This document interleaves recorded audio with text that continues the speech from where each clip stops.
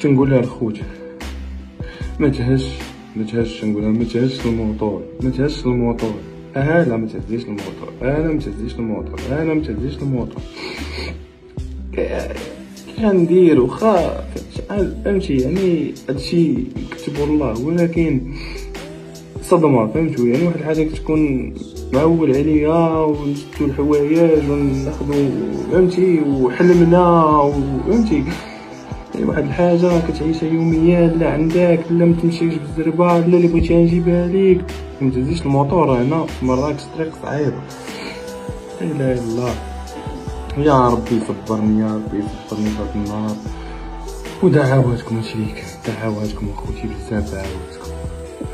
السلام عليكم ورحمة الله تعالى وبركاته. كلكم شفتوا اليوتيوبر اللي دارت حادث بالموتور ديال راجلها امس وتوفى لها الابن ديالها.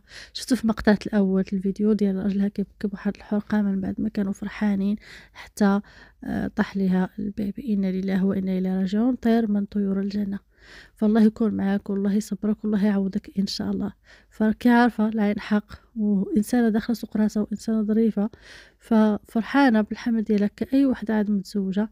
لكن ماشي كلشي زوين وماشي كلشي يبغي لك الخير كيف ما متوقعه انتيا. فمن بعد ما دارت اكسيده بالموتور وطاح ليها البيبي، خرج الزوج ديالها كيبكي بحرقه كشفتو. في نفس الوقت عرضوا واحد الهجوم كبير بزاف، منهم تعاليق السلبيه اللي غادي ياثروا عليها بزاف. ما يمكنش صراحه بعد التعاليق بنادم شحال مريضه.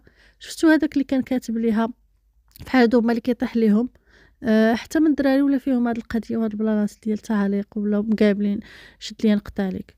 وشي وحدين كيكتبوا ليها سعداتك حيت حامله. انا شحال ما حملت بلاصه ما يقولوا الله يكمل عليك بخير ودعواتكم معاها. علاش هاد السم؟ علاش الانسان ما يقولش كلمه زوينه ولا يسكت؟ علاش ما كيبغيوش الخير لغيرهم؟ ربي بوحدو اللي عالم بحالتها. دابا فهاد اللحظه ربي يكون معك وربي يقويك في هاد المصائب. هذا الواحد فليقل كلمه زوينه او لا يسكت. فهادشي اللي فيه هي وتزيدوها بتعاليق سلبيه غادي تزيدو تاثروا عليها نفسيا اكثر واكثر. ردوا بالكم، راه كلمه تقدر تاثر على الواحد نفسيا وجسديا. الله يكون معك وربي يعوضك. الدراري راه ما مكتبش في هذه الدنيا، فربي يعوضكم ان شاء الله، وانا لله وانا اليه راجعون. السلام عليكم. ما تنسوش الاشتراك بالقناه باش يوصلكم دائما كل جديد.